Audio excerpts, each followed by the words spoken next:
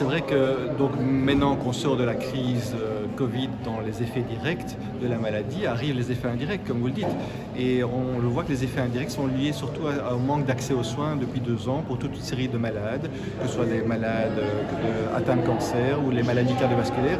Et donc on va avoir, je dirais pas des pics, des épidémies de maladies cardiovasculaires ou de cancer dans les mois qui viennent, mais il y aura une gestion plus importante d'une série de malades qui vont arriver beaucoup plus tard dans le système de santé parce qu'ils n'ont pas été dépistés et donc il faudra prendre en charge. Donc en fait, il faut que notre système de santé maintenant soit résilient et réadapte ses moyens centrés sur cet afflux de malades.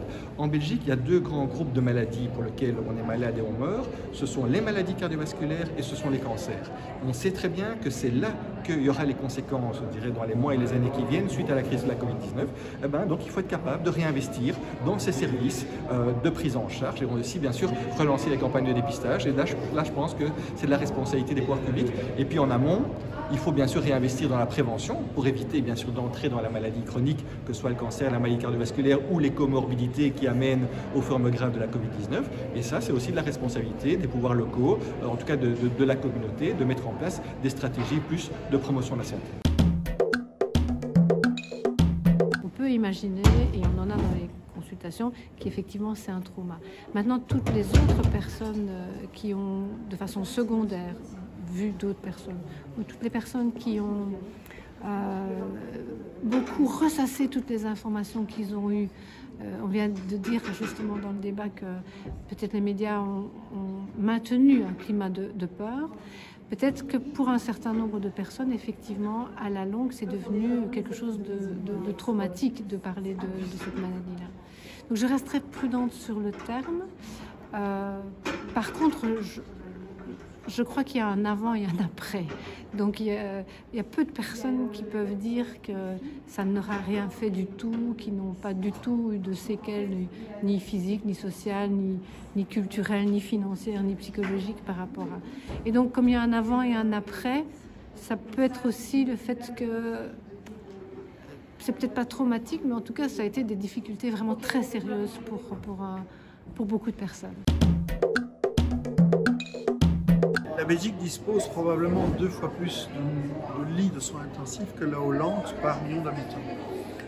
La raison, elle est à la fois historique et présente, c'est-à-dire que la Belgique est un modèle de système de santé public, mais qui n'est pas pyramidal, et chaque ville de taille plus ou moins importante avait son hôpital. Donc chacun a créé sa structure pluridisciplinaire avec de la chirurgie, de la médecine, et donc avait des besoins en lits de soins intensifs.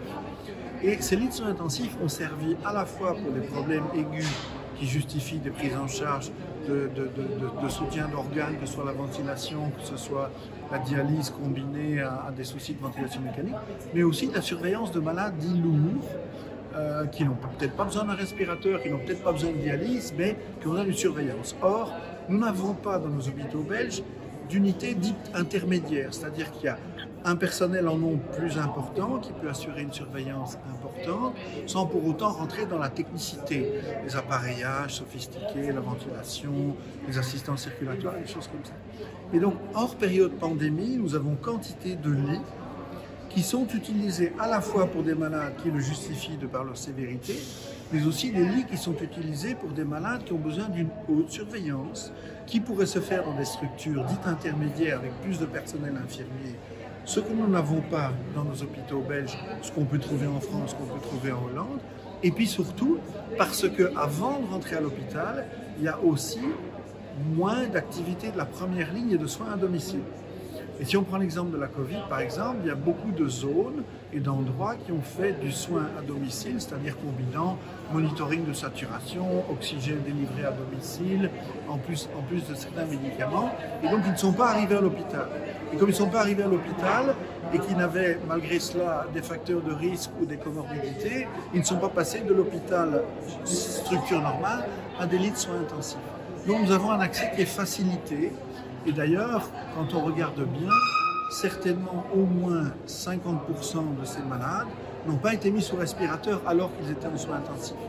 Donc ça veut dire qu'ils auraient pu être traités dans des structures intermédiaires si on en disposait, ce qui a été très peu développé en Belgique parce qu'en plus, c'est pas financé. On finance en partie par ce qu'on appelle le BMF des unités de soins intensifs pour des lits justifiés de soins intensifs, mais on ne finance pas des unités intermédiaires qui coûtent de l'argent qui n'en rapportent pas. La notion de baromètre elle est importante parce que si les chiffres ou les données qu'on utilise pour le baromètre ne sont pas correctes, ça pose problème. Si on prend l'exemple des soins intensifs, il y a un an, on fixait le baromètre à 500. Maintenant, on est descendu à 300 pour une raison qu'on ne comprend pas très bien. Mais surtout, si le calcul des 300 n'est pas fait de manière correcte, c'est-à-dire qu'on mélange les malades qui viennent avec la Covid et les malades qui viennent à cause de la Covid, on peut se retrouver pendant longtemps avec des valeurs élevées qui ne correspondent pas à la réalité. Si on prend l'hôpital, c'est encore plus important parce que là, on a fixé la barre des admissions à l'hôpital à un niveau très très bas, bien plus bas que dans d'autres situations épidémiques, qu'elles soient grippales ou autres. Et donc, si on maintient ce type de baromètre en ne séparant pas bien les malades qui viennent à cause de la Covid versus les malades qui viennent porteurs du virus SARS-CoV-2, on se retrouve avec des baromètres et des objectifs qu'on n'arrivera pas à atteindre et on peut maintenir des mesures à ce moment-là de manière prolongée, je ne vais pas dire indéfinie, mais de manière prolongée, parce que la manière de calculer n'est pas correcte.